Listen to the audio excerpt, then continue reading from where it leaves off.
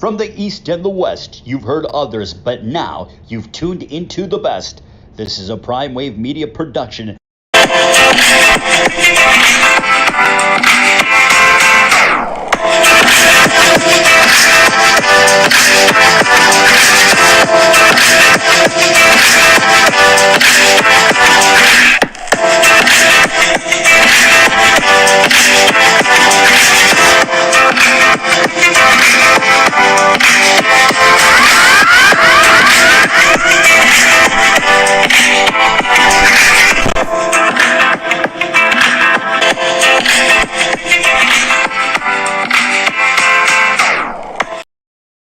What's up, world? It's the one and only Pop DiBiase, the Primetime Capper, and I'm feeling good. I'm feeling great because I got none other than the man himself, Mr. Mike Abadir, in the building. Well, he's actually up north. He's not in the building where I'm at, but he's up north, chilling with our studio audience up there as well too.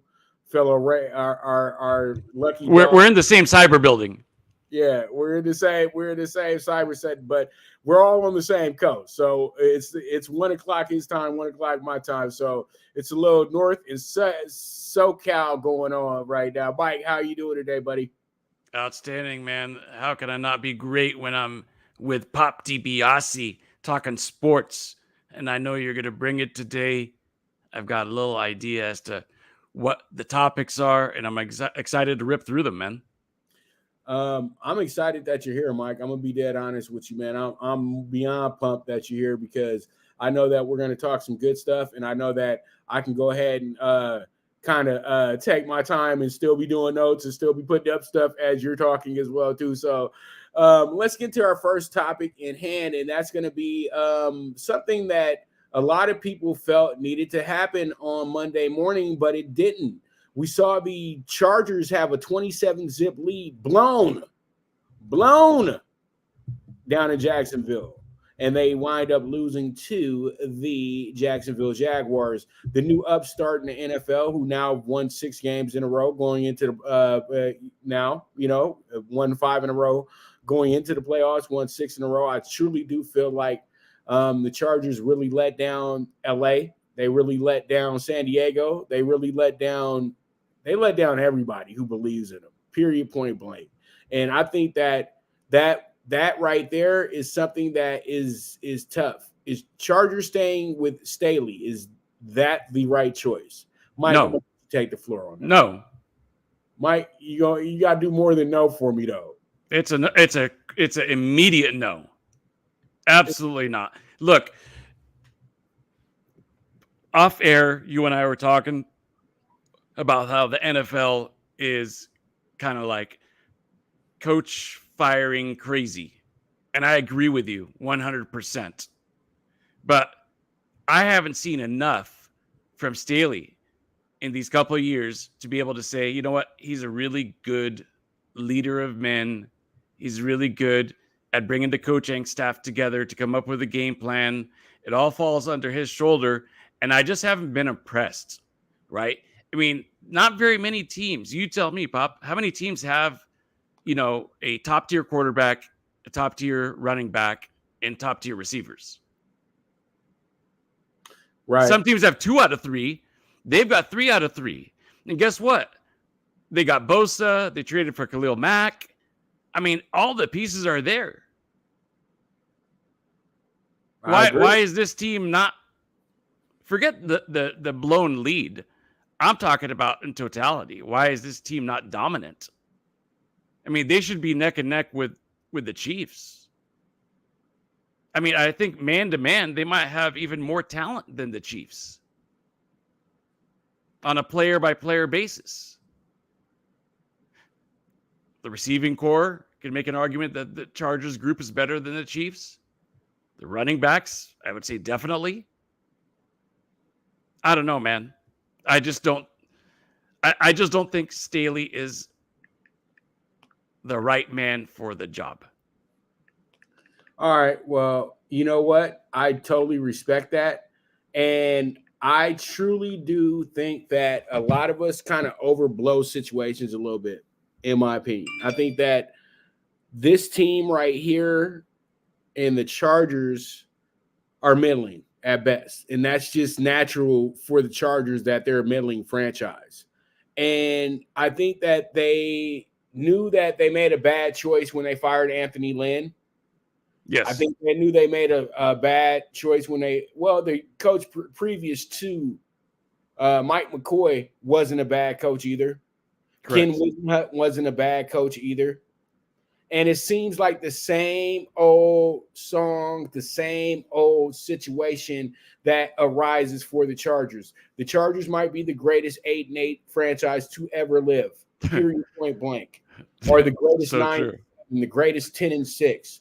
They're the only team that can have the greatest game and the worst game all in the same game. There's only there's only two franchises like this in all of sports: the Chargers and the Clippers. It's almost like, seriously, they're really twin, and it's crazy because the Clippers are moving across the street soon to the Intuit Dome.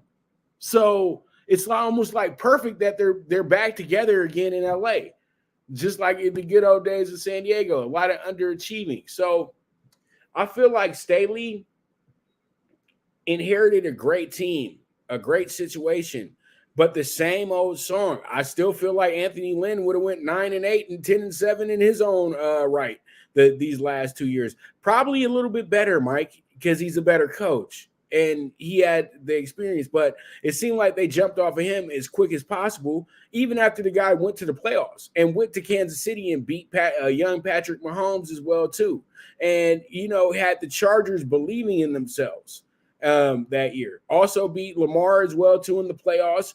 This was it was you were getting a little excited for the Chargers because they had a coach that really believed in what they were doing, and he was giving them a new type of mentality, a new type of look. And to me, it just kills me that the Chargers keep going through the same thing every single time, Mike. Every single time is that they get a coach, they get a great roster, then they find themselves in a middling position. They'll win 3 in a row, then lose 3 in a row. This team has found no consistency at all. And I think that what Spanos and the GM want to do now is they understand that the Chargers are not a year-in, year-out championship situation. They're not that. Yeah, it doesn't matter that they're getting 10-1 odds in Vegas. It doesn't matter. That's just because they're in LA. And because Justin Herbert is there and everybody has this great idea that the quarterback play is going to overwhelm everything. The Chargers need to really fix this thing internally. They need to figure out a way to truly, truly get back to San Diego. Because I really do feel like the pressures of playing in LA, the pressures of, trying to be a certain franchise, it just ain't for them. When they were in San Diego, everything was cool, chill, relaxed. Did we ever mention Super Bowl contender except for one season when they went 14-2? Everybody used to just be like, well, I would love to watch a game and it'd be great to see the Chargers have a playoff game this year. Now it's like, well, they got to win a championship and they got to do this and they got to prove themselves in LA and they ain't got no fans coming to the game. Well, they're a team, as I said before about the Chargers, they're a team with no home. And this is what happens when you're a team with no home. You keep running into that brick wall for everything you do. And I truly do feel like firing the coach is not going to help any situation over there. So at the end of the day, they made the right choice, in my opinion. But I can understand others when they said that they should have got rid of Staley, because in all honesty, from you calling a timeout to miss out on the playoffs the year before in the Raider game to now just blowing a 27-0 lead. And then what happens is the offensive coordinator gets fired. How is it the offensive coordinator's fault? How is it, the quarterback coach got fired? How is it their fault, Mike? It's not. I'm like, at some point, we're going to have to start holding the defensive players accountable. It's like the same problem with the Raiders are going through right now. You're not holding these millionaires, these hundred thousandaires accountable to play their positions. And I just really feel like they got let down by the other side of the ball. They're showing tapes now where the Jaguars defense was telling Trevor Lawrence, just go do your job. We'll take care of the rest. You didn't see, I bet you didn't get none of that 27 zip with the Chargers at all. Defense went and told the offense, we got you 4 turnovers. Figure it out. That's all we can do. And, they wind up losing the game 31-30.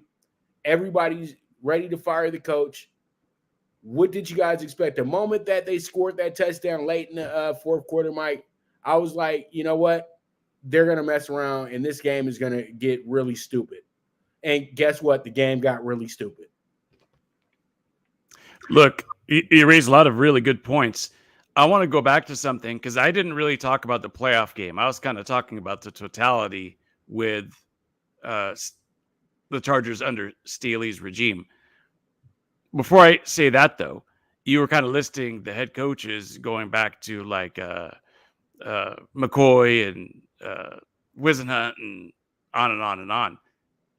This goes all the way back to even when they fired Schottenheimer. Still one of the worst firings ever. Ever. I mean, this goes back a long time, man.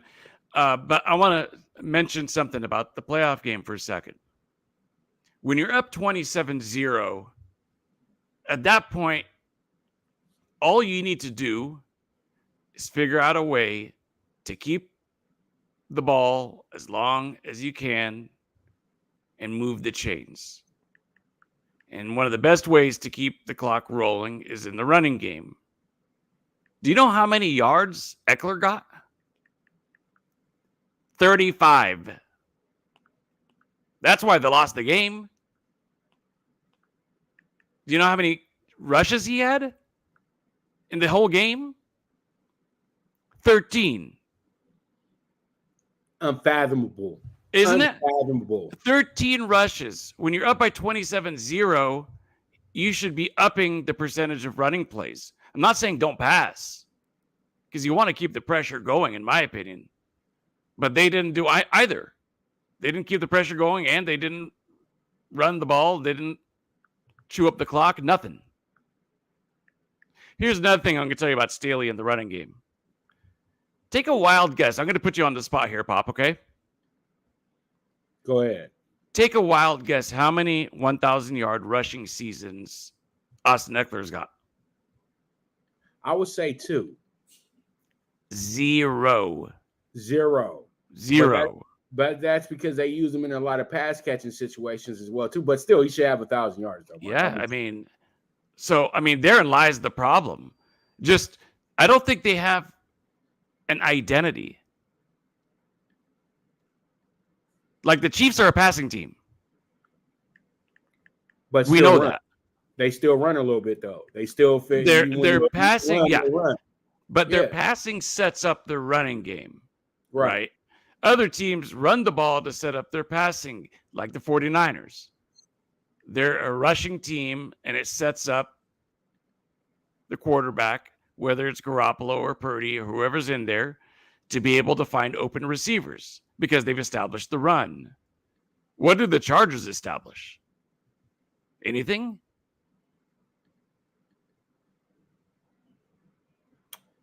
I haven't watched a Charger game where I'm like, they had a really good game plan tonight, offensively and defensively.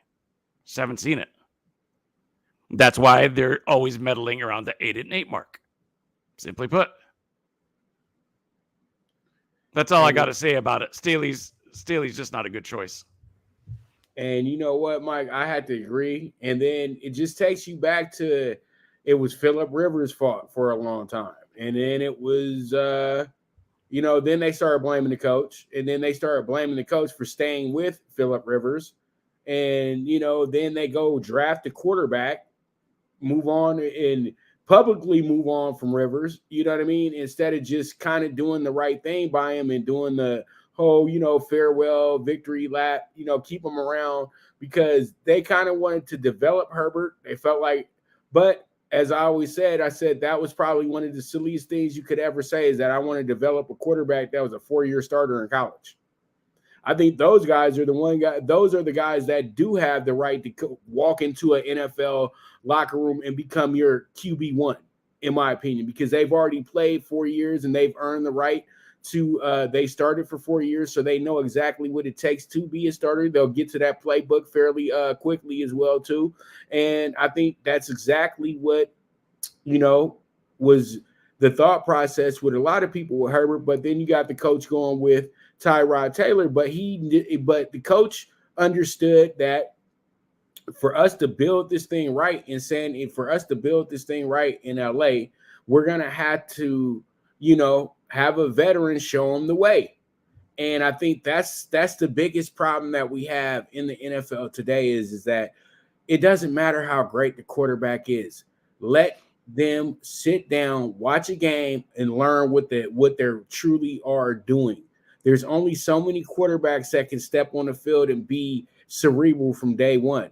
And literally, there's only one I can truly name that was off the top good, and that was Peyton Manning. And he was still bad that season. They only won 3 games.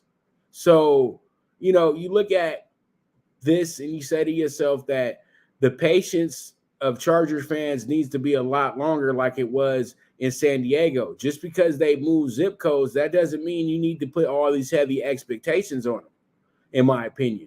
I think that the Chargers did the right thing by doing somewhat of a slow build, but then they tried to rush things like they're doing right now, and it's going to mess them up in the end, in my opinion. And I think that if they want to keep this thing going, it's okay to give Staley another season. But the more and more you talk about it, Mike, the more and more I'm convinced that they do need to possibly move on. And why didn't you move on? Because at first I wanted to give them a shot because I'm getting tired of seeing all these coaches lose their jobs, especially when they have winning seasons.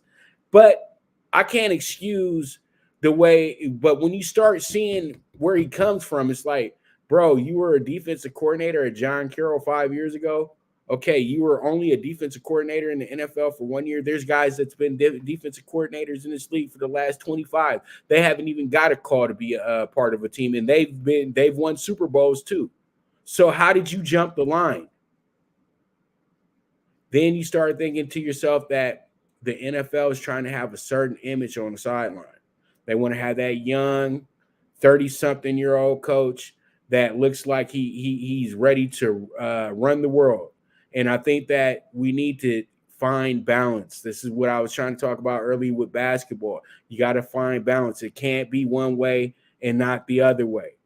It can't be this way and then we just abandon the other way. You can't do that. You got to figure out the balance in between everything. And I think that's exactly what the Chargers need to do. They need to find a great balance. And like you said, if they ever want to be if they ever truly want to be a championship team, they need to figure out how to establish a run game and a run game that solidifies a passing game. We all know that the Chargers were at their absolute best when they had LT running the ball, being a dangerous weapon, and then it opened up everything for everybody else. If they can get back to that mentality, then the Chargers can be a very exciting team. But for now, they're just going to be just another team running around in the NFL. Agreed, man. Agreed. And you know who started that trend, by the way, of that young, kind of brilliant mind head coach was Al Davis. Correct. It started with actually going back to John Madden. Yes. He was very young. Did it again with Gruden, right? He was also the first to have a black head coach. He was the first to have a Hispanic head coach, right? Talk about really seeing the ball well. That's Al Davis for you. For as much shit as he got, the guy was really, brilliant when it came to football. It's really the bottom line, right? But everybody was kind of then looking for the next Gruden. And you're looking for the next McKay. And let's get guys from the McKay coaching tree because the Belichick one isn't working, right? That's what makes Josh McDaniels such an interesting choice because they went to the failed Belichick coaching tree to go with Josh McDaniels after all that. Al Davis would roll in his grave, brother. Oh, yeah, because at the end of the day, J-Mac would have never made it into Al Davis's office to have an interview. No way. You know that. We No know way. that because Al Davis is way more connected in the NFL than his son is. And that's what a lot of people have to understand. Al had people he could seriously just call and they'll tell him the truth and nothing but the truth. Mm-hmm. You know, in this new era now, you know, his son just went off the fact that he worked with Tom Brady and he had a hard on to get Brady. That's all it was, man. Pretty And much. you Pretty thought much. this is going to be a easier way to get Tom Brady on the team, and no, it doesn't work like that, Mike. Yep, exactly. Hey, is my screen frozen? Yes, it is. Okay, just seeing if my mind's playing tricks on me or something. How do I unfreeze this thing? Okay, let me see what I can do. I'm gonna remove you and bring you back in real quick. All right. All right.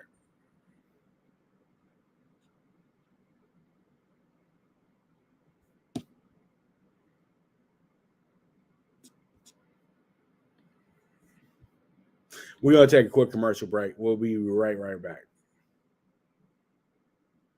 Good News Only Racing Club, led by the legendary Doug O'Neill, the trainer of 2 Kentucky Derby winners and I'll Have Another and Nyquist. Also trained 2-time Breeders' Cup champ Golden Sense, who are just a part of a long list of thoroughbred champions trained by Doug O'Neill. The Good News Only Racing Club has a young core of horses to look out for in Dennis's Celery, Irish Heatwave, and Notre Dame, just to name a few. Win the day every day with the Good News Only Racing Club, a proud sponsor of the NFL Bet Exchange.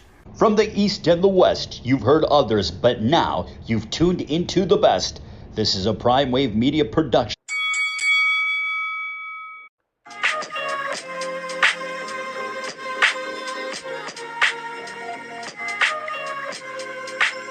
Tune into Big Wave Boxing every week with a brand new guest with the one and only Pop DiBiase, the PrimeTime Capper, getting the best boxing stories, best boxing angles, and the truth when it all comes down to the sweet science. Tune into Big Wave Boxing on the Prime Wave Media channel on YouTube.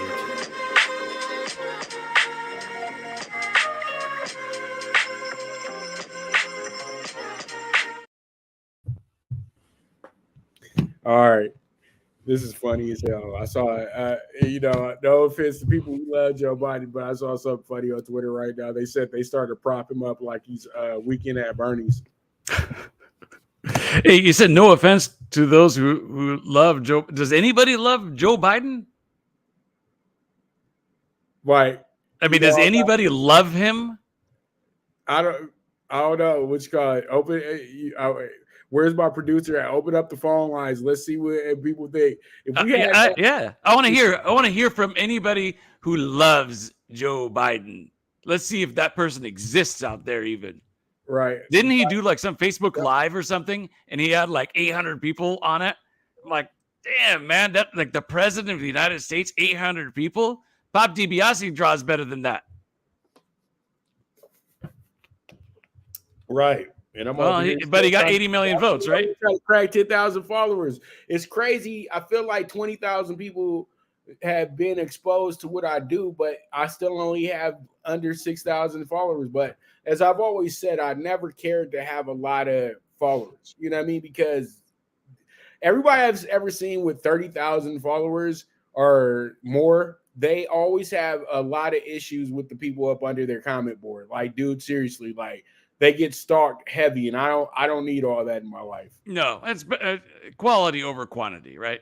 Right, exactly. But you are right, though. I don't want to go further, though. I don't want to get no trouble because this is not a political show, and then they're gonna be like, "Look at him, old Trump lover." I don't like no politician. Okay, so why don't you guys? We'll just go ahead and just end it with that. Yeah, it's fair, fine with me, brother. Right. Want to send a big shout out to my bro today too. He turned 40. My actual blood brother Justin, aka Mr. Streetwise, he did turn 40 today. It's a happy birthday, Justin.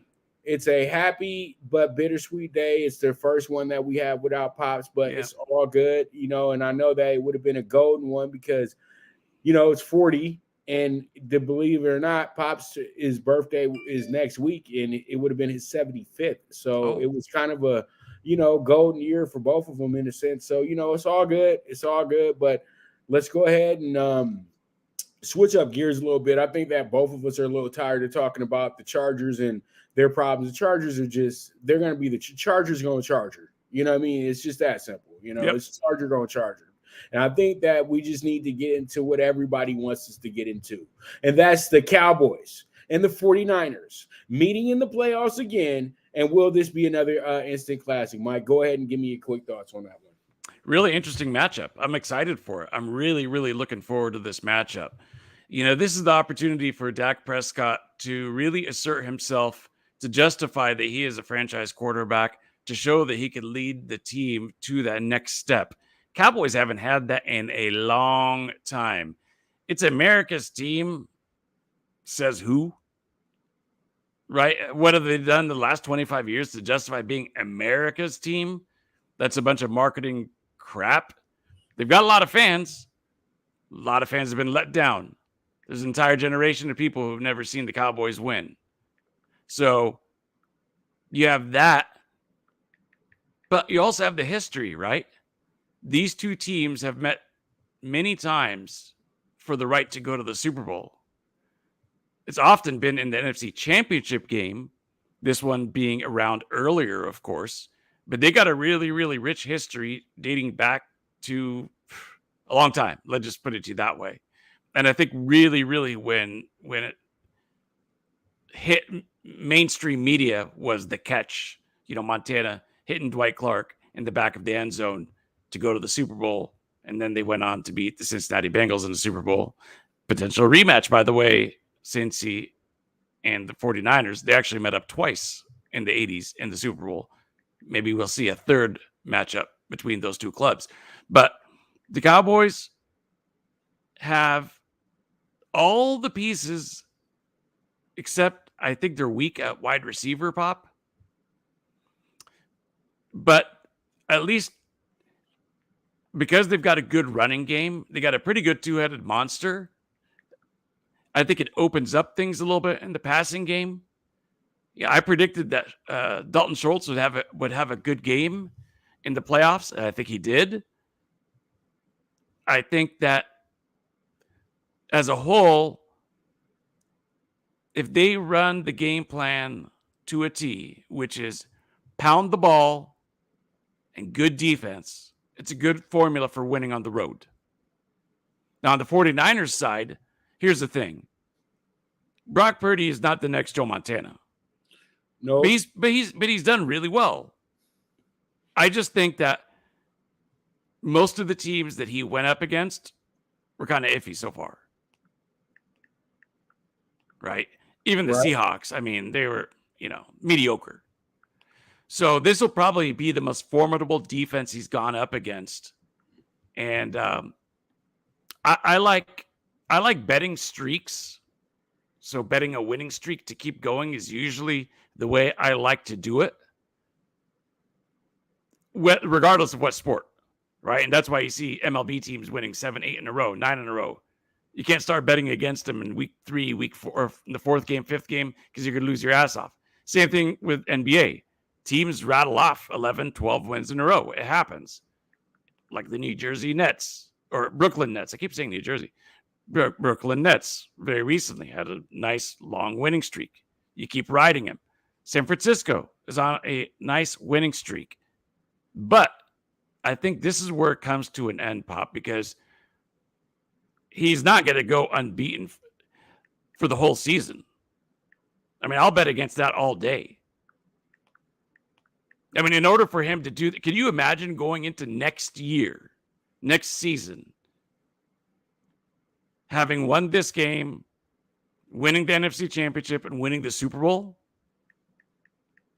I mean, that would be not just historic. That would be a meteoric rise that we have never seen before. And I'm going to go ahead and bet against that, Pop. And I think this is the week to do it. I'm going to take the Dallas Cowboys to stop the San Francisco 49ers dead in their tracks. I'm going to say that this game ends up being 27-21 Dallas. And Mike just beat me to the punch. I ain't asked for no predictions. I ain't asked for none of that. We on Wednesday of all days. And I know we're going to talk about it on your show tomorrow, but I like it. I like it a lot. I kind of feel like I wrote that for you, but let me go ahead and play the other side real quick. Okay. So Please do. San Francisco fans can be a little happy. You know, you got a Dallas team that comes in here, and I show these two because literally one is treated as a redheaded stepchild, and the other one is now being treated as the new flavor of the week. Dak Prescott just had the game of games. Period, point blank. 5 touchdowns in a playoff game, Mike. 5. This is the playoffs. This isn't a regular season game. And I know that they did it against the worst team that you can think of in the playoffs this year, an 8-9 team at that, the Buccaneers. But all in all, they went in there and they handled their business. They did that. And also another thing, Mike, is why are we making such a big deal about a kicker missing kicks? They won by 17. If it doesn't affect the outcome of the game, it's a non-issue. Am I real quick? What do you think about that? Is it an issue or not? Would it be an issue to you? Look, he had a bad night. I mean, it happens. Right. He only missed 3 extra points the whole season. Exactly. You know, so he over 17 game schedule, he was really good. He had 1 off night. I think we could cut him some slack. And now, if he does it again, then maybe he's going through a slump. Right. Everybody's like, so what day are they going to cut him? I'm just like, you guys in this and people and wanting to see people lose their jobs. That is incredible. You know what I mean? Like literally, that's incredible. So when your parent messes up at the job or something like that, or your significant other messes up at the job, I'll make sure to be there that day to let you know that they need to be relieved of their job as well too. How about that, Mike? That would be fun, wouldn't it? You know what I mean? I promise you right now, dude, I would be up there having some real, it would be Royal Rumble to the death. It's kind of funny because a wide receiver could have like 4 or 5 drops in a game, right, and we'll forgive him. You know, a quarterback could have 4 or 5 INTs in a game, and we'll forgive him. But a kicker messes up a few kicks. You SOB. Yeah, and it's funny. Cut him. Because that's one of the toughest things that you can do in any football game. But everybody thinks it's the easiest thing you can do because they make it look so easy. Think about that. You know what I mean? Right. So let me get back to my point, though. So you had them dominate the worst team in the playoffs, all right? And Dak looked great because nobody expected Dak to be great in that game. Everybody expected Tom Brady to do Tom Brady things and them get a miraculous last-second win. And I told everybody before we got in the game, y'all got to stop believing in y'all got to say, I know the game's going to be on Disney, but there ain't going to be no magic in this one tonight. So, you know, Tom lost that game last week. Okay. They never were going to win this game against the Cowboys. I felt that the Cowboys finally took it upon themselves to really go out there and finish the job. They didn't make this no close game. They didn't make anything close about this. They took care of their business because they already had a familiarity of what to expect from the Buccaneers, and they over-executed the game plan. And when I say over-execute is a good word because that means that you did it to the T, you did it to the top. It's like getting a 4.0. It's like getting 100% on the test, and that's exactly what happened. So you go into this game against your arch rival when it comes to playoffs, and you have a little bit of a chip on your shoulder from last year, losing a very close game at home. But let's keep it real. San Francisco dominated that game throughout, and Dallas kind of got a little lucky situation at the end of where they almost were able to get back into the game. So I say that when you have Brock Purdy, a guy that really is really good at not messing it up, you are putting yourself in a very key situation because literally, I'll keep it real with you. The 49ers are playing like every team we've ever known that had a really great defense and a game manager behind it. It's giving me those both Ravens teams vibes. You know what I mean? Both Ravens championships, somewhat the Tampa Bay Buccaneers as well too. They really remind me of the Buccaneers in a sense as well too. And this is like Brad Johnson. You know what I mean, Purdy? But I truly do have to agree with you, Mike. When does the crash happen? When do we hit the wall? You know, and look at it. San Francisco he got to play the last 5 games of the season, right, Mike? And they were already on a streak as is. So he just really just jumped in there right at what and as I said, the first 3 weeks he was their quarterback. As long as he doesn't mess it up, they should be okay. His job, and they tell him every day, don't F it up. You know, Shanahan, that's the first thing he's telling you, don't F it up, because I do have a quarterback on line 1 if I need to call him. Don't F it up, because you know you're not going to be in the NFL no more if you F it up. See, that's what Brock Purdy's going against on a daily basis, and a lot of people, they haven't mentioned that one time, Mike. Like, did he really have safety as a player before those 2 quarterbacks went down? Hell no. And you know this, Mike. You're an agent. You know, you're the 3rd string quarterback. So you being available and doing well is a very great thing. But if you would have went in there and lost that first game you started, they would have definitely went and tried to find another quarterback. So we know that he's inheriting the situation. And I'm looking at the 5 games. Garoppolo got hurt early in the Miami game, okay? They beat Tampa Bay, losing record. Seattle, that's a rival. Washington, losing record. Raiders, losing record. Arizona, losing record. So who did you play? That's my biggest question, just like you. And see, it's hard for me to really find anything great about talking about the 49ers, because the 49ers are playing like they're supposed to be playing. That's the biggest problem with the way that they're getting hyped up, is that they're playing the way that they're supposed to be playing, Mike. It's not anything that's brand new to us. This is something that we're very used to. And we're used to them having a good but not great quarterback. You know, and that's exactly what they need to move over. But when you really compare the offensive sets and the offensive stars in this game, it's Dallas all day. You got CeeDee Lamb, you got Pollard, you got Zeke, you got a lot of things going very well for the Cowboys. But the biggest problem with the Cowboys is this team overthinks. But the biggest problem with the 49ers is they overthink as well too. This will set up for another instant classic, and really it's a 50-50 spot for me. So I have my answer for you guys on Friday when we do the Friday show. I'm not as bold as Mike. I got to do some more notes on this one. You know what I mean? But to keep it real with you, Vegas did set this up to really go after the 49er money, in my opinion. If they really want the Cowboys money, they would have made this a plus 6.5 to the boys, Mike. You know what I mean? And pretty much I would think that if that was to occur, I think all of us would be Cowboys money line gung-ho if we just saw that plus 6.5, that plus 220 on the board. You know what I mean? So right now, it's, to me, they're trying to make this more of a San Francisco lay, in my opinion, or a 50-50 spot, Mike, when it comes down to the betting portion of this. You know what I mean? Mm-hmm. Mm-hmm. Yep. But it's all good. Let's go ahead and move forward. I don't want to bore Mike. No, I'm listening very attentively and liking what you're saying, brother.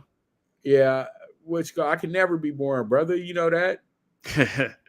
Man, you got the gift of gab, my friend. But I try, but you got it. But see, this is what happens though. When people talk, you have to be talking about things people want to listen to. There's a lot of people that talk all day long, but they talk about things that nobody wants to hear. Exactly. You know? So it's a difference between talking too much and literally just talking. You know what I mean? And I think when people are talking too much, they're talking about something that you don't care to listen about. You know what I mean? It's just very simple. But let's get into our next spot, which is everybody's kind of already running to this game. Now I'm getting scared, Mike, because everybody's running to the Giants game. Ooh, I like the Giants this weekend. Oh, all of a sudden we like the Giants now, huh? They've been getting trashed all season for having a half-ass quarterback from what they said, for having an overrated running back from what they said. No receivers, right? Why? Remember they said no receivers, and then they're saying that this is the defense is not what it used to be. Blah blah blah blah blah blah blah blah blah. The Giants went 6-2 for a reason. Brian DeBall. They made the playoffs for a reason. Brian DeBall. They beat the Minnesota Vikings for a reason. Brian DeBall. It's not about really building teams up. It's about when you can get a coach in there and he gets everybody's attention and everybody's ready to run through a wall for him, that's when you get the change in your franchise that you're searching for. It's always about who you hire as a coach, in my opinion, because these players come and go. They truly do, Mike. They truly do. And I've seen coaches be able to perform with teams that they told them that they were a year or two away from really competing. They've went out there and won the damn divisional title. I'm going to use the Houston Texans for a great measure with that, even though it was the AFC South and it was weak that season, but still, they still gave themselves an opportunity. You know what I mean? So the Giants are fun because it's New York. And that's why everybody's getting excited, because it's New York. It's not because the Giants are really a top team in the NFL, because they're truly not. They're really a team that's on the cusp of being a really good team in the NFL, but they still got their own issues as is. But they took advantage of what I would call kind of a weak schedule. Let's keep it real. They didn't have the toughest schedule this season. And also, they took advantage of a great period in time of the first 8 weeks. When you looked at who they played in the first 8 weeks, none of those all had, like, literally 80% of those teams are drafted in the top 10. But that doesn't make a difference at all. You know what I mean? This team has played sound football. They're playing together as a team, and they love playing together. And you saw that from game one. When they saw that they could make a comeback and they could do something different, that they believed. But they're running into this Eagles team that's primed for a big run in these playoffs, Mike. And I think that a lot of us have to understand that it's great that it's New York involved, but Philly is a big task right now because they got it going on both sides of the ball. They got great offensive scheme, and then they got a killer defense at the same time too. You haven't even seen their defense get killed like that in the game, to be honest with you.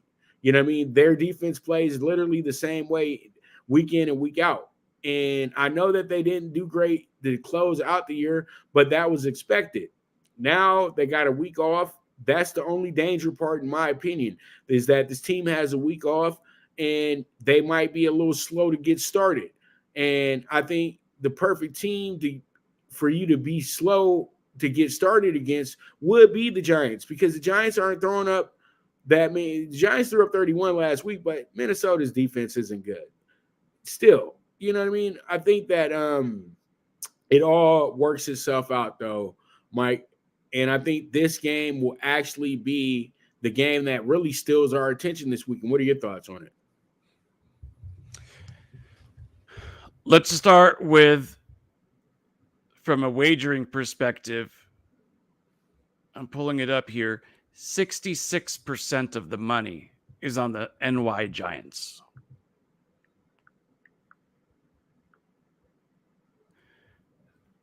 The line is 7.5.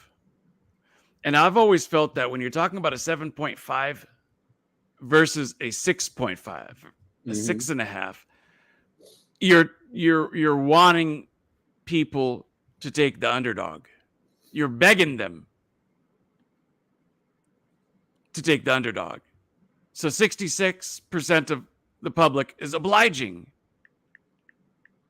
They didn't build all those towers in Las Vegas because 66, almost 70% of the public is right. So from a wagering perspective, I look at it and say, you know what? From an analytics side of things, the Eagles should dominate this game. and blow them out. I think the Giants are a nice little story. They're not a complete team. They have the worst receiving core in the playoffs, even worse than Dallas's. And I think that their ride comes to an end here. I'm going to go ahead and make another prediction. I'm going to take Philadelphia 42-17. Damn, Mike, you think that they're beating them like that? 42-17. Well, they only got 22 on them last time they played, but we'll see. Yes, sir. And I know a lot of and let me just go ahead and try to and I'm just going to finish with this. I think a lot of bettors are going off what happened in the final minutes of that game. Yes. Last played. Yes. They were up 22-0 at one point. Then they wound up only winning the game 16. They only won the game 22-16. Yes. And I think that fans need to understand that that was pretty much a game that was already over with, pretty much. Giants have already established themselves in the playoffs. The Eagles have already established themselves in the playoffs. This was just a formality game to get them to the first seed. So you can't look at that game as a way to say that this game is going to be better, but it should be a better game than 42-17, in my opinion. I think what comes down to this game is it's going to be a game of inches, but I just think that the Eagles will figure out a way to win this game by a kick. And I think that the game actually finishes up 20-17. How about that? How about that, Mikey Mike? 22-17? Is that what you said? I said 20-17. 20-17. Yes, sir. So you think the Eagles win, but the Giants cover?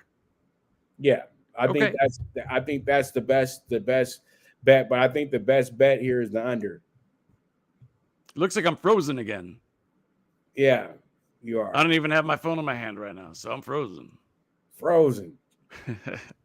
Frozen, the movie. Well, look how intense I look. Yes, you do. All right, let's take a quick commercial break, and we'll make sure Mike is back with us once we get back from that. So you guys stay tuned. This is the premier sports betting show, the PrimeTime Angles Live. Now you and your friends can compete in the sport of kings and win big with Stable Duel. Get the app, pick your horses, and get in on the thrill of horse racing with daily games competing against other players. Bring home the glory and the cash, and move up the annual leaderboard while you leave your competition in the dust. Get in the game with Stable Duel. Play, race, win.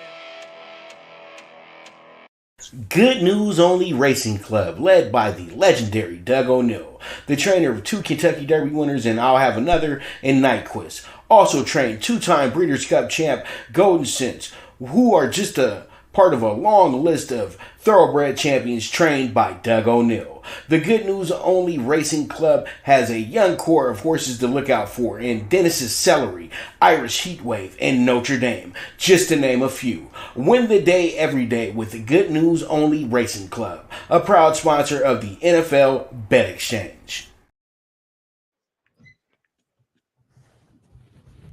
All right, we're back, and hopefully we don't run into any more issues because, we do another. Mike would give me that look like another one happens. I'm just gonna have to move on today.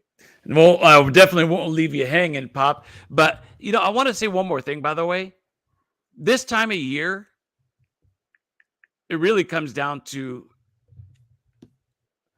who has the best quarterbacks. That's why they're paid. That's why they're paid the big bucks. So I'm just going to look at it from a very objective way. Jalen Hurts has had an MVP season. Daniel Jones has been a good game manager. He finally figured out, and Dable put him in a position to not turn over the ball. But Jalen's the better quarterback. By far. At least this season he was.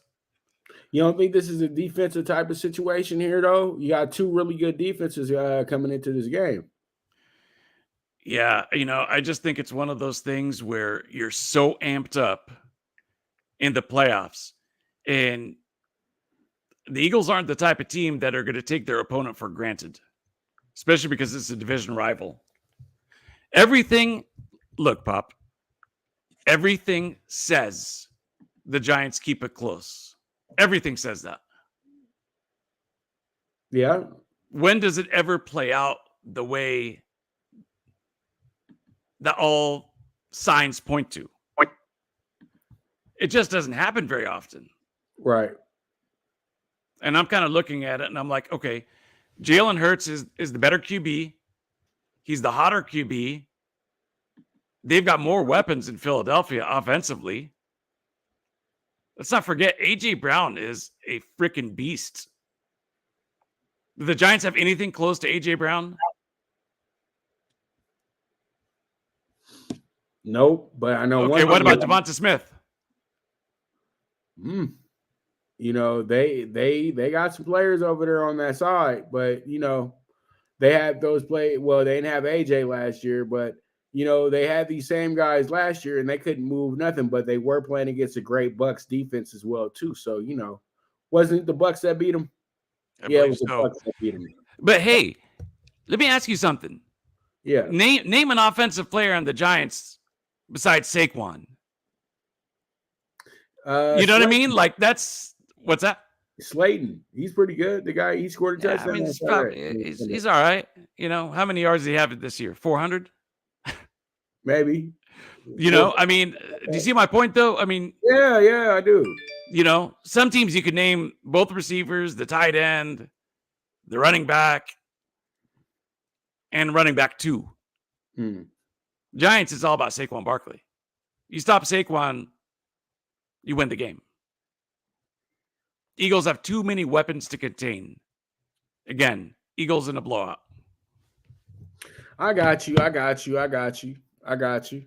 Which I just hope that they just don't run into the little bugs that they was running into the last few weeks, because I know Jalen wasn't playing, but that offense looked a little stagnant. You know what I mean? It looked like they got a little figured out, but Jalen wasn't playing. I understand Gardner Minshew, but but to keep it real with you, if I put Gardner Minshew and Brock Purdy next to each other in a quarterback situation, I'm gonna go with Gardner Minshew before I knew who Brock Purdy really was. You feel what I'm saying? That's my point. You know what I mean? I think Gardner could have did some big things with them, and it kind of showed that it could have been Jalen getting this getting that smoke as well too. You know what I mean? Let me ask you a question though. Go back about a month ago. Mm-hmm. Eagles have been the 1 seed in the NFC wire to wire, pretty much, right? Mm-hmm. Was there ever any other team that was the 1 seed in the NFC?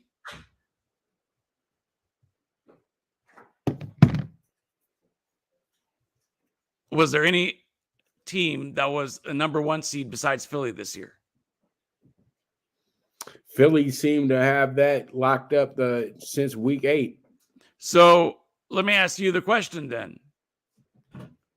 If you're the head coach starting December, how open are you about showing all your cards, your playbook? Or are you saving some for the playoffs? Right. We know we're going to be the 1 seed. We're going to coast to the finish line. Let's save a little bit for the playoffs. Right. I think we saw some of that.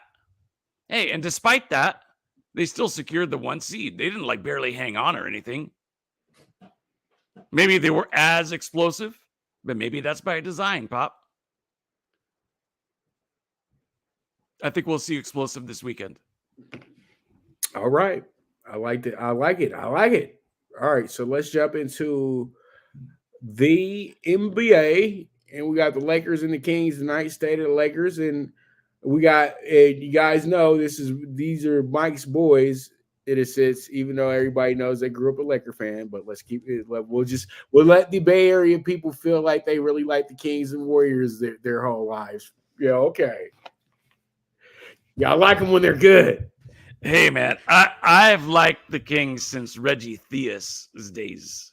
Okay, Actually, I sat next to him at a game when UNLV was #1 under the Shark Tarkanian, and they played at UOP, which is in Stockton, and went to the game with my youth team, and right to my right, Reggie Theus, immediately next to me. I was like, holy smokes, I can't believe this. Been a fan ever since. Well, actually, I was a fan before that, but definitely more so after that. So you was on Gucci Row, huh? You know what? They weren't like floor seats or anything. It was kind of like in the first set, in a good section, midway to the top. Yeah, the good old UNLV days when they when it was like literally going to the Lakers JV game. But times have changed, Mike. Times have truly Times changed. have changed, but you know what? The Kings are the 4 seed. When's the last time you saw that? Well, and also they lead the Pacific Division, but the Pacific Division is probably the closest division in basketball as well, too. The Lakers are only 4.5 games out of first place in it, and literally it's a real log jam between 4 through 13 in the NBA as well, too. They're not separated by that many games, but this is absolutely incredible right now for a Sacramento team who hasn't even been in this position in the last 16 years, let alone being atop of the Pacific Division. They're like in the playoffs, and they are in the playoffs. You know what I mean? And they've beaten everybody in the division this year as well, too. They got a good win over the Warriors. They got a great wins over the Lakers because they beat them twice. And they also got some good wins over Phoenix, and they got a good win over the Clippers as well, too. So this isn't – you thought they were going to be going away, but they're not. They got Keegan Allen, who's a very, very high volume player who's going to be an all-star player as well, too. Then you got De'Aaron Fox, who doesn't get enough credit as a top 5 point guard in the NBA as well. And then you also do have Sabonis's kid, who's doing a great job. Who's an all-star player as well, but they don't talk about him much either. And that's the craziest part about it. If the Kings were the Lakers, they would have everybody and their mama in love with them right now. But they're not. They're the Sacramento Kings. So they got to do something significant in the playoffs to start getting that attention like they did in the good old Chris Webber, Mike Bibby, Peja, Turkaloo, Bobby, Big Bob, Lil Bob. I love me some, and I'm trying to think of his last name right. Bobby Jackson. Because Bobby Jackson, he always sticks out to me because what he did to UCLA when he was at Minnesota. So, they just got, that Kings team was special because they really had to go through the same thing that these guys literally went through. Kings were never seen as a team that you really take seriously. And now you have to take them seriously. And they kind of carbon copy of that group a little bit as well, too. But I'll be honest with you, that roster is much better than that roster they had back in the day. And that's like saying a lot. You know what I mean? Because that was a really good room of players right there that Sacramento had. Oh, yeah, it was, man. Vlade Divac and remember Vlade smoking cigarettes at halftime and stuff, man. That was legendary. Peja Stojakovic, and you talked about Bibby and Weber, of course. What about Doug Christie? I mean, it was just a stacked team. I loved the Kings during that run. I think they got shafted against the Lakers one year, but, we won't go back to that. But how about in terms of this year's team? What about the leadership of Harrison Barnes? He's bringing it pretty strong, Pop. Yeah, he's a championship player with Golden State in his early days, and he was able to play with another playoff team with the Dallas Mavericks and everything after he left Golden State. So he has the experience, and these are the right type of guys that you need to have when you're building something for real in a team. You know what I mean? And I think that's exactly where the Kings were really lacking at, is that they didn't have a really good, solid veteran to help them get through, through the hard times. Now, they're tired of losing, and you could tell. And so that's why they're playing better, because they're tired of losing. And Mike Brown, we all have to remember, was a coach that coached in the NBA Finals, and he was able to be a part of, I think, literally every single one of those Warriors teams that played in the finals as well, too. So Mike Brown is bringing a lot of a coaching experience to the table as well, too. And that's something that they were lacking for the longest, because they kept bringing in somebody that nobody had ever heard of. You know what I mean? Absolutely. Then they brought in. By the way, how about I don't know how to pronounce his last name. Kevin Huerter, whatever. Man, do you know he's only 24 years old? This guy's got 4 full seasons under his belt. His points per game in each and every season has been rock solid, but it's gone up a lot this year. Big percentage gain this year. He's got a pretty good 3-point shot. His field goal percentage is respectable. He has a pretty good all-around game. And he's got some pretty good rapport going with even guys off the bench like Malik Monk and stuff. I like this guy. Well, you got to have the right type of players. Kevin Huerter was a part of a nice trade that they had. He used to play for the Hawks. He was huge in that Hawks series when they beat the Nets. So it's big things coming, and they have shooters. They have guys that pretty much can play ball, and with the way that they're not playing defense at all in the NBA, it works out very well for the Sacramento Kings. You know what I mean? For sure. Other than I see the Lakers play, they give up 140 and they give up 132. They score 140. They gave up 132 points to a team that's won 13 games this year. So that just goes to show you where the NBA is at. When you were one of the worst teams in the NBA, you couldn't even dream about scoring 132 points in a game, because you're just not capable of doing it, because you're not good enough to do it. And literally the NBA is in a point right now where, since they're scoring so many points, teams like the Kings, who've been struggling for years as a bad defensive team, it's never them about scoring. It's always been about defense. Now, since nobody's really playing defense, they're actually able to fit into this new NBA. You know what I mean? And I think that they're not going anywhere anytime soon. But I do think that people need to not put too much pressure on them already. You know what I mean? You can't think that this team is already a championship contender, but they are going to be an exciting team in the playoffs. I will give them that. They will be making me some money in the playoffs. I know that for sure. You know what I mean? Yeah, I'm going to catch them on a good plus 220 night on the road. You know what I mean? So that's how I'm feeling. But let's talk about my Lakers, man. We got your Kings and everything, but this is state of the Lakers, Mike. You know that.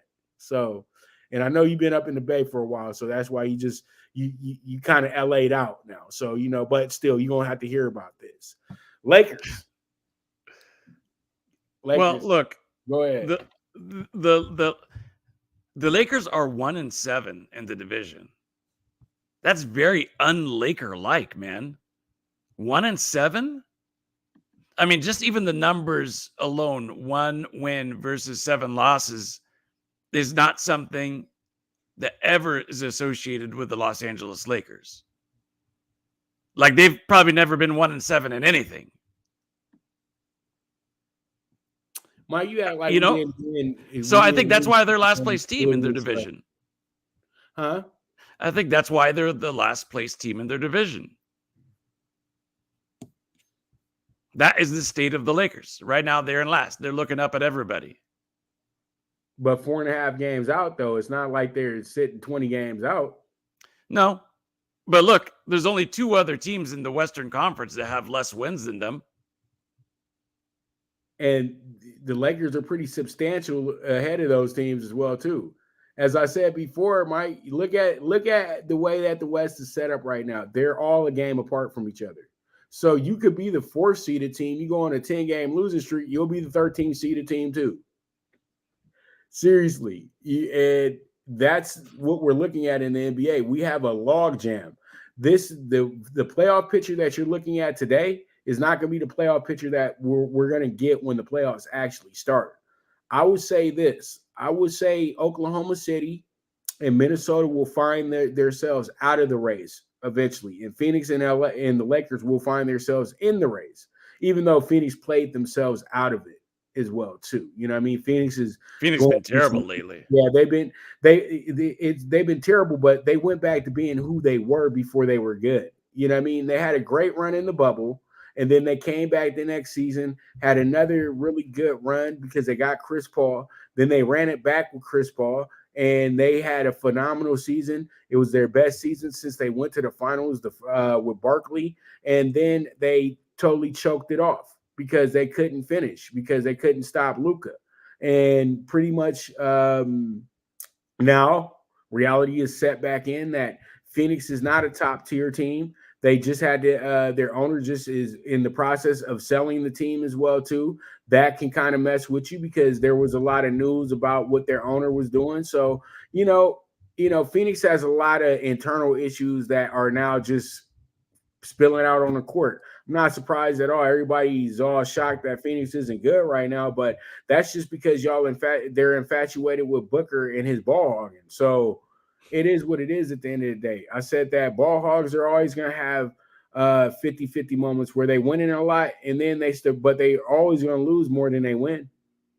You know what I mean? And winning's only temporary with guys that don't like to share with their teammates. And that's how I've always felt. So, but I feel Mike, on the Lakers being 1-7, that's not good at all. You know what I mean? That means that the Lakers have been absolutely they've been everybody's shoe shine game in a sense in this division.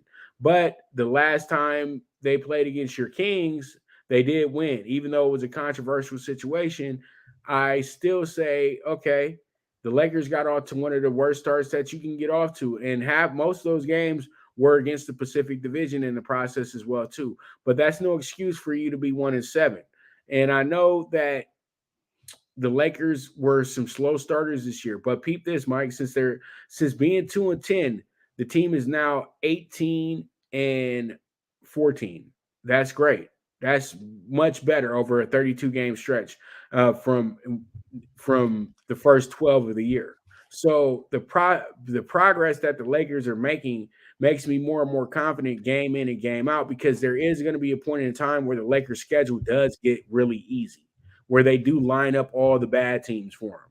And that's how I've been feeling in this year's NBA, that when they line up all the bad teams for you, you're going to have a great little streak or run. But when they start lining up all these playoff type teams for you, that's when things get a little murky. And this is even for the better teams in the NBA as well, too. Everybody's going through the struggle this year in the league. You know what I mean? So it's not like it's just the Lakers, but you are totally on the money. When it comes to the Lakers, the expectations are championship or bust. It's that simple.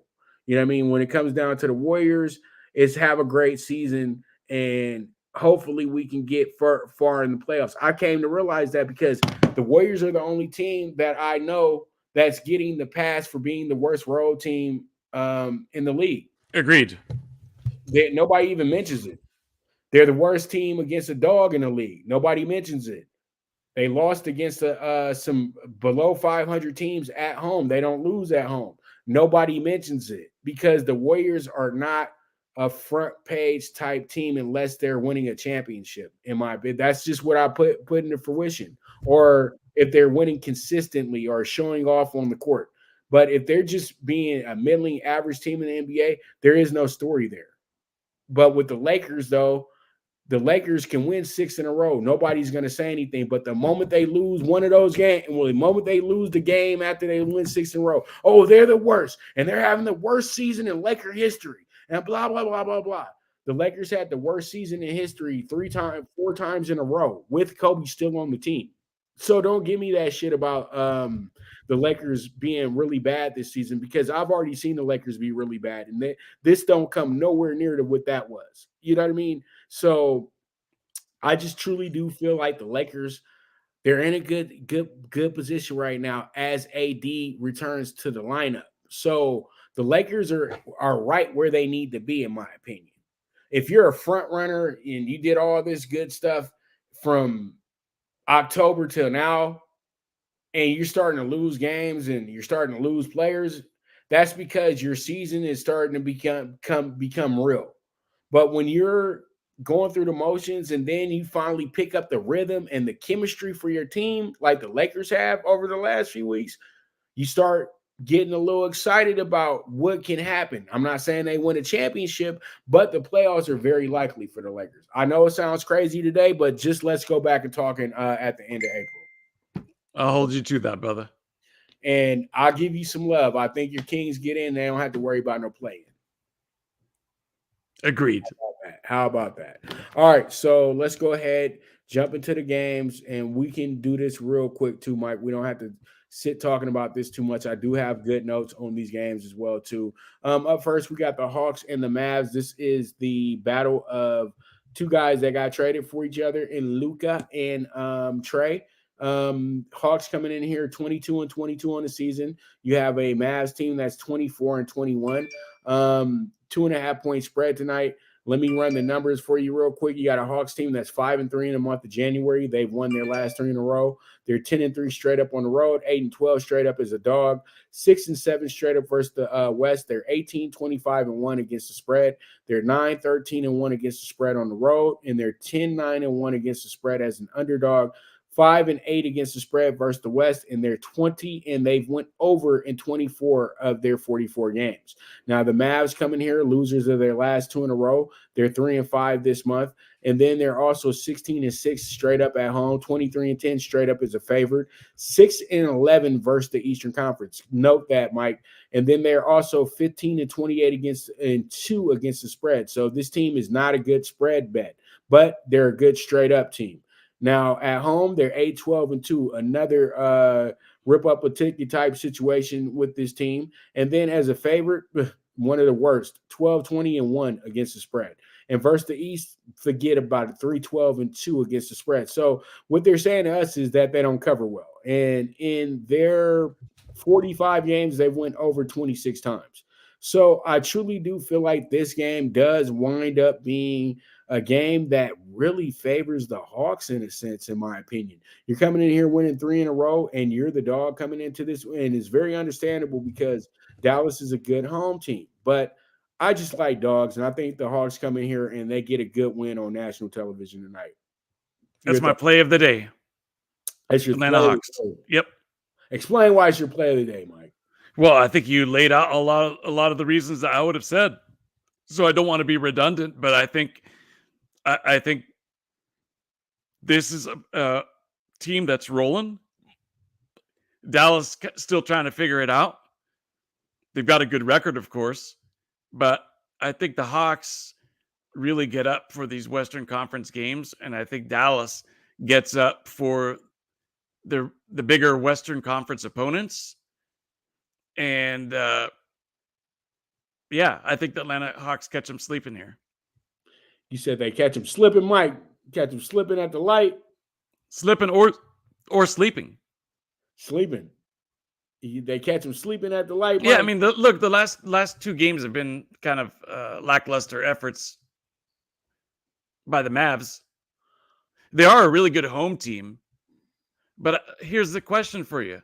For a team that's a 5 seed, that's 16-6 at home, why is the line only 2.5? I think the odds makers, the line people, are begging you, please take the Mavs. And anytime that they beg to take a team, you got to go the other way. I'm a contrarian. Atlanta Hawks, play of the day. I love it, brother. I love it. All right, let's go ahead and move on. Let's talk about our next game, which is going to be this game should really be the ESPN game. It's the Heat and the Pelicans. You got a Heat team that's 24-1 coming into the game, and then 24-16. 24-21. I'm sorry. And then you have the Pelicans who are 26-18. Pelicans at one point were the number 1 seed in the Western Conference as well too. They've now moved down to the 3rd seed, but they've kind of been able to be some moving parts a little bit with Denver and Memphis. But this is a good game. Mike, let me get your thoughts on this real quick before I go into the numbers. I'll give you one number. Pelicans are 17-5 at home. That's what I'm writing. 17 and 5 at home. 5. The Heat are 10 and 12 on the road. It's not terrible. It's not great either. I think it's all about the Pelicans. Plus, I know I took the Hawks against the Mavs, but generally speaking, I favor Western Conference teams over Eastern Conference. Especially the top tier Western Conference teams. I'll bet against the Eastern Conference every time, and I'll probably be a 70% winner. Give me some of that New Orleans gumbo as a victory plate after they whoop up on the Miami Heat. Well, from what I'm seeing in my notes, you got a Heat team coming in here 5-3 this month. They lost their last game to the Hawks, 121-113. They're also 9-12 straight up on the road. You said that already, Mike. And then they're 20-11 straight up as a favorite. 14-8 straight up versus the West. That's the key number to me right there. 14-8, one of the better teams in the NBA against the Western Conference. They're 17-25-3 against the spread, though. 9-11-1 against the spread on the road. 10-18-3 against the spread as a favorite. 9-12-1 against the spread versus the West. And then in 45 games, they've went under 24 times. Pelicans 3-5 this month. They lost their last game to the Cavs by 10, 113-103. And as you said, they're 17-5 at home, one of the best records at home in the NBA. They're 10-8 against the Eastern Conference, and they're 8-11 straight up as an underdog. 22-22 against the spread, 13-9 against the spread at home. For as an underdog, 8-11 against the spread, and then versus the Eastern Conference, they're split at 9-9 when it comes to the spread. And when it comes to their 44 games, they've went over in 25 of them. I don't want to pick any side here because I think that what they're doing is they're trying to walk you into being comfortable with the Pelicans with the plus 3.5 because they're at home. They got a great record, but they have no Zion tonight as well, too. So that's something that you got to factor in, and you still do have a little bit of a gimpy Brandon Ingram. So I think that they're just looking at the fact that the Pelicans have not been playing the greatest basketball as of late, and factoring in that the Heat have been really good against Western Conference teams, especially this month, but that doesn't make any difference to me. I truly do feel like scoreboard watching is the thing in this spot, and I like the over. I know it sounds crazy. There's no Zion tonight, but I like the over in this spot, Mike. Hey, how many times have we seen it where a team's superstar is out, and then the inclination is, oh man, you got to bet against them, and then they come up and win. What happens usually is that the other players pick up the slack. I mean, these are all NBA players, not like So they pick up the slack. They'll find a way. They're at home, good home team. I think you got a lot of value here getting points. I agree. I'll take the Pelicans. Yeah, Mike, you know what's up. I always say that to people all the time. I said people will ride the hell out of a I said people will ride these teams because they got guys out. Somebody always hits me up. Aiden and so and so are out. And you know how many times I've won because 3 star players were out of a game and everybody really felt like that team wasn't going to show up. I said, man, there's a guy that's been sitting on that bench who can't wait to show off what he can do. Because people have to understand, sometimes they are playing for the next contract that might not be with that team. So they're always watching. So you have to make yourself look good. All right, so I like the over-under situation. I like the under in this spot. All right, let's go ahead and move forward. Let's get into the Cavs and the Grizzlies. This one is another really great game tonight between East versus West. I'll go ahead and get us into this one. Cavs 5-3 this month, won their last home game. As I said, their last game, versus the Pelicans, beat them by 10. They're 9-13 on the road straight up, though, Mike. And they're 3-6 straight up and against the spread as an underdog. They're 11-9 straight up versus the West, and then they're 22-20-3 against the spread. They're 7-13-2 against the spread on the road, and they're 9-11 against the spread as an underdog. In 45 games, they went under in 24 of them. Grizzlies, 8-game winning streak going into this month. 19-3 straight up at home, one of the best marks in the league. 29-8 straight up is a favorite. 15-3 straight up versus the East. 22-19-2 against the spread. 14-7-1 against the spread at home. 20-15-2 against the spread as a favorite. And then when it comes down to playing against the Eastern Conference, they are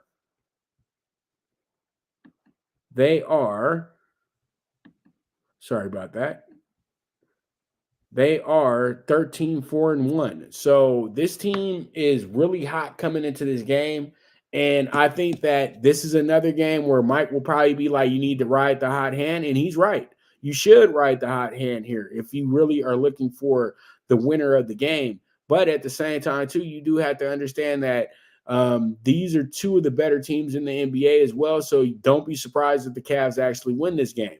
So once again, this turns into a scoreboard watch for me, Mr. Abadir. So that's where I'm going with this one. How are you feeling about this game? I think this is kind of a no touch for me. I don't really have a very solid opinion on this one.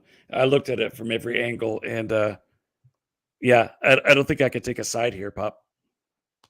I got you. No problem. No problem at all. Let's go ahead and jump into our next game, which is going to be a fun one. This is going to be between the Clippers and the Jazz. And I don't have super notes for this because I kind of ran out of time, but we 23-23 here. I know Mike's like, thank goodness. But we have, from what I see here, you have 23-23 versus 23-24. The Jazz were actually 6-2 to start the season. So you can see that their team is really went to the wayside. They're 17-22 since that point. They had everybody like, wow, I didn't know the Jazz were going to be this good. But then they kind of fell apart a little bit on their road trip. They're a better home team than they are a road team. But, you know, that's a lot of teams in the NBA. But I still think the Clippers have a good enough Clippers play good on the road. A lot of people don't mention that, but the Clippers do play pretty good on the road. But the Clippers are probably the most weird situation in the league. You don't know what team's showing up tonight at all. You know what I mean? It's like you really do feel like the Clippers are just, you know, you really shooting craps when you're sitting up here shooting dice. If you guys don't know what craps is, but it's shooting dice when you bet in the Clippers. And very unpredictable. Yeah, and so I like the Clippers to cover tonight, but I don't know if they win the game. What are your thoughts, Mike? Yeah, this is another one that's kind of tough too. I think the Jazz win. Now, interestingly enough, this line has gone up all the way to 8.5, Pop. So the bettors are taking the Jazz. They're pushing up this number. Seems like a high point spread, but you know, this is one of those things where if I'm playing a parlay, if I'm playing Pop's pick 6, which is coming up, or pick 5, or whatever it is tonight, and I want to maybe spice it up a little bit more, but want to play it safe, add another team, I think the Jazz money line is a pretty safe bet. Oh, Jazz money line, pretty safe bet. I'm with you, Mike. Only for parlay purposes. I wouldn't I wouldn't put the money down to try to, I'm not big on, minus 250s and crap like that in terms of like putting up that kind of money to win $100. I'm talking about just if you want to beef up a parlay a little bit, you want to get some winners. I think it's a pretty safe bet that they're going to win this game. I got you. Because they're at home. They play better at home. And that makes total sense when a team plays better at home. It's just that simple. You know what I mean? So we'll see how it goes. We'll see how it shakes out, Mr. Mike. But there we are with that. And let's go ahead and move forward to our next game, which is going to be the nightcap. That's going to be on ESPN tonight. The Nuggets and the Wolves. And the Nuggets are the best team in the Western Conference at 31-13. You have a Wolves team on the outside looking in, but they are in the playoffs as we speak at the moment. So, real quick, what are your complete thoughts about this game tonight? Well, we're talking about the hottest team in the league. Well, second hottest team in the league. I guess the Grizzlies are the hottest team in the league, right? But the Nuggets have ripped off, 7 in a row. They're 9-1 in the last 10 games. They're about as hot gets. The Minnesota Timberwolves are the Minnesota Timberwolves. They're hovering kind of right around 500 mark. They're dismal on the road, 8-13. They've only won 8 out of 21 road games. Not a very good mark. But get this. The Nuggets are 20-3 at home. They don't lose at home. They don't lose at home. Now, with that said, we're not just talking about winners and losers here. We're talking about point spreads.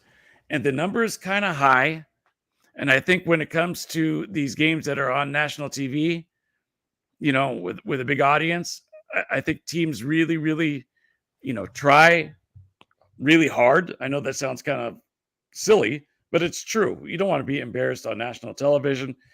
Timberwolves don't get an opportunity to be on national television very often, Pop. So I would take a lean towards taking the points. Nuggets win, Wolves cover. All right. I like what I heard. Now, we do have a team in the Nuggets who are they're playing good basketball. And I would say if anybody doesn't really have a weakness as a team, it's them. They got pretty much every single position locked in my opinion. They don't have a real weakness. Their weakness is probably not knowing how good they are yet. And if anybody was a surprise champion this year, NBA Finals, it's them, because they have the most valuable player in basketball. I'm not going to call him the best player in basketball, but he is a top 5 guy in Jokic. You know what I mean? Jokic is absolutely tremendous. He plays great basketball. He plays great team ball. He's a great leader. And he's a guy that they've been able to really win with. Now, I think the additions of guys like Aaron Gordon have been tremendous. And the addition of guys like I'm over here trying to make sure I got all the stuff ready for you guys in a bit, because I'm getting the pick 6 stuff ready for you guys as well too right now. So I truly do feel like we do have ourselves a very fun game tonight, but I think that a lot of people have to understand that this Nuggets team is playing on a different level right now, and Minnesota is not 100 right now. They don't have Karl-Anthony Towns. If they had Karl-Anthony Towns, I guarantee Minnesota would be a top 5 team in the Western Conference this year. But they don't, because he's hurt. And I think that they are very in line to make a good deal here at the end of the year. But in real form, I truly do feel like the Nuggets are playing so good. They just got a good win last night against the Blazers as well, too, because I did have to talk about that game a little bit on this show because there was only 4 games last night. And I think that this team is on to something big, and I think that they absolutely rolled the Nuggets tonight. I love the 9. I actually like the spread on them tonight, and I don't even like taking big spreads like that, but I just think that they roll them tonight, Mike. Yeah, the altitude, man, it can get to teams. So I'll leave it at that because we've kind of gone way over, and I'm going to have to dismiss myself shortly. So I've already given my thoughts on that game. I think Denver wins. Maybe Timberwolves get a backdoor cover. All right, Mike. So we'll go ahead and do you have at least 5 minutes for me? So then I can go ahead and we're going to take another quick break. And then when I get back, we'll go ahead and we'll jump into talking tickets. Only for you, Pop. Only for you. I've got 5 more minutes. Thank you, sir. All right. So we'll go ahead and we'll jump into it. I didn't mean to keep you for an hour and a half. I didn't mean to have all y'all on here for an hour and a half, but we got Mike here today. So, we're going to talk a little bit. It zips by, breezes by. Hey, I've heard other shows where they're talking sports, and it's just like, what the hell are these people talking about? You know what I mean? So it is what it is at the end of the day, Mr. Abadir. So let's go ahead, and we'll be right back. The Viget app, where social media meets sports betting. Get the latest line movements in all major sports. Track your daily bets, daily contests, the NFL over-under contest that pays out $10K in cash prizes. This is a cutting-edge app that helps betting be easy. Sign up with the reference code POPDBIC and you will be able to watch my daily show, The PrimeTime Angles, as a resource to building that bankroll. Viget is available in your Apple or Google Store on your iOS or Android. The social sports betting app, Viget.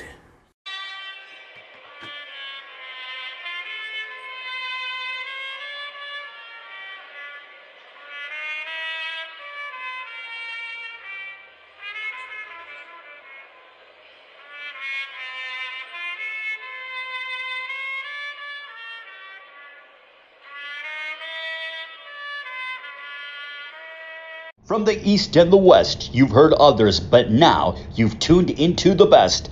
This is a Prime Wave Media production.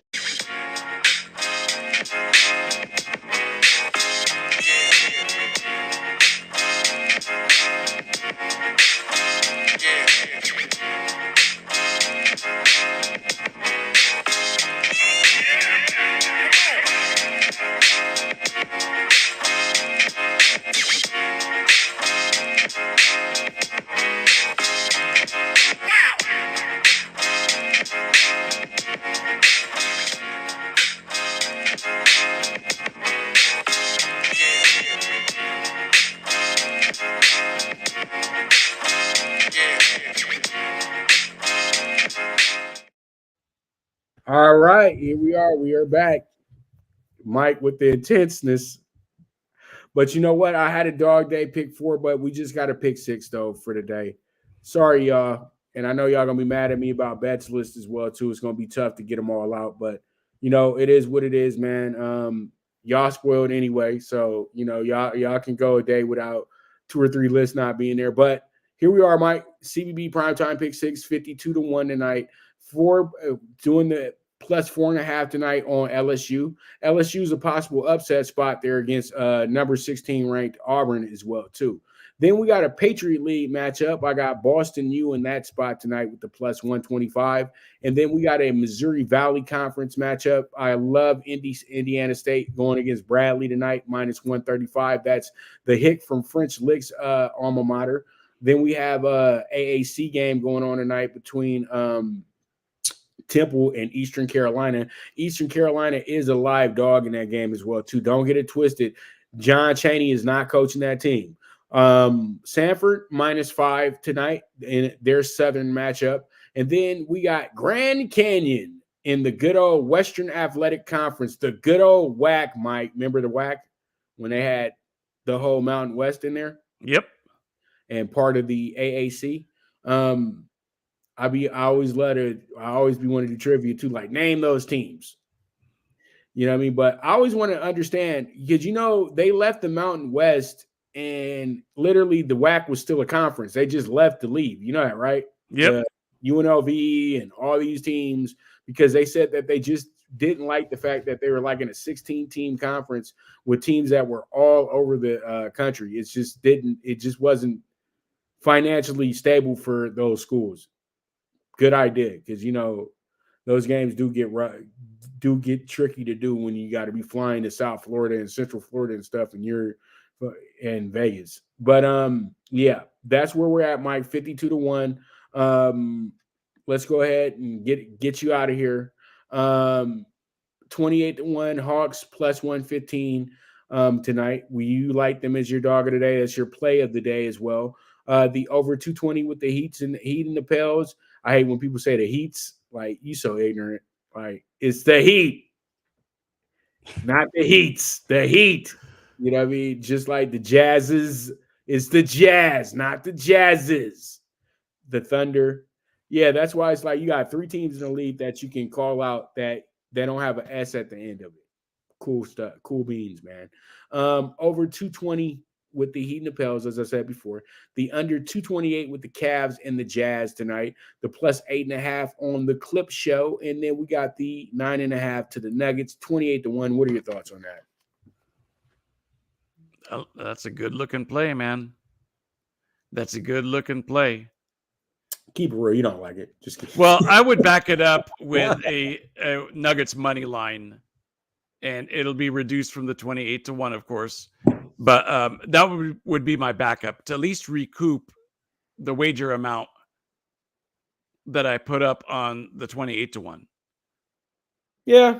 A lot of people, I say that, look, I put it out there like this because I'm trying to give people like a lottery ticket. You know what I mean? A good value ticket. Yeah, But absolutely. in all senses of the word, if you feel like you can adjust it and you can put something on there that is more favorable for you, go ahead and do it. It just won't be the same number. And then, I just don't want somebody coming back to me like, Pop, I didn't get the 30 to 1.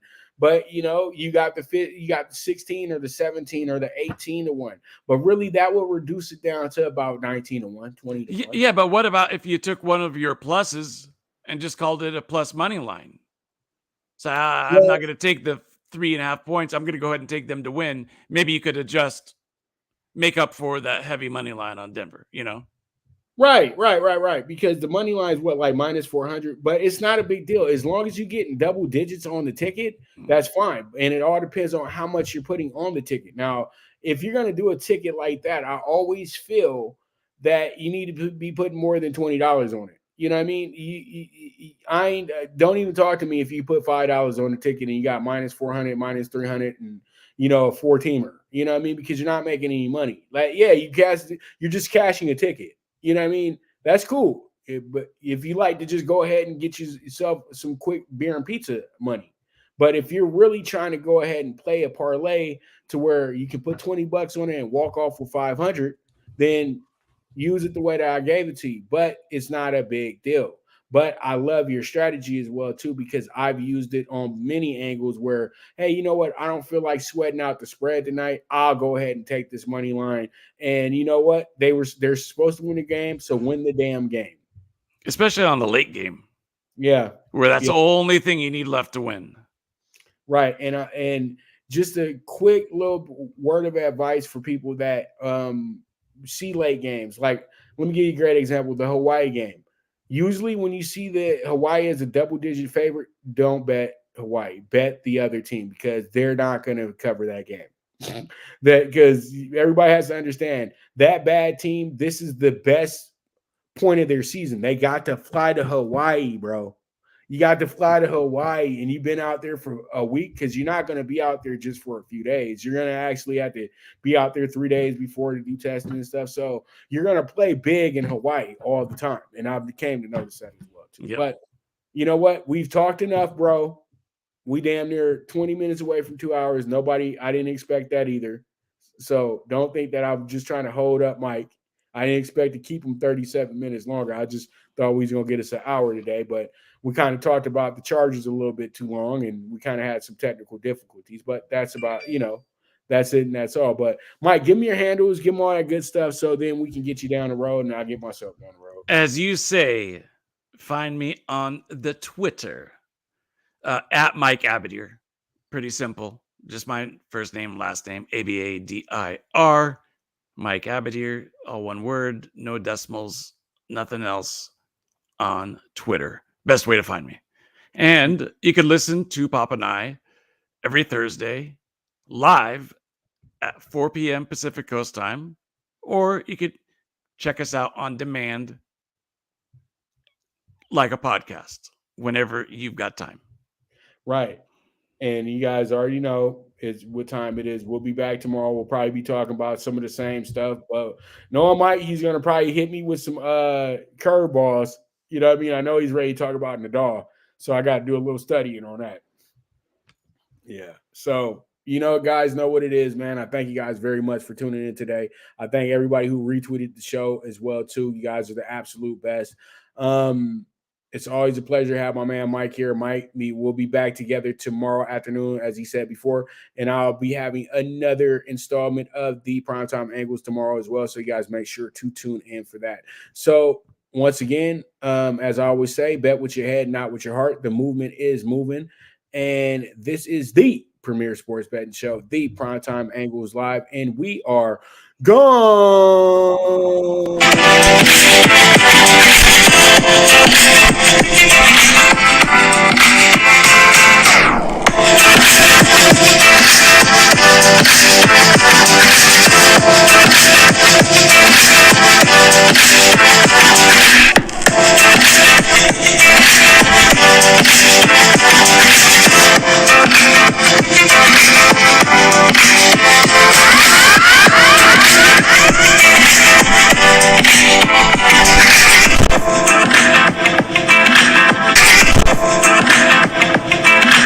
From the East and the West, you've heard others, but now you've tuned into the best. This is a Prime Wave Media production.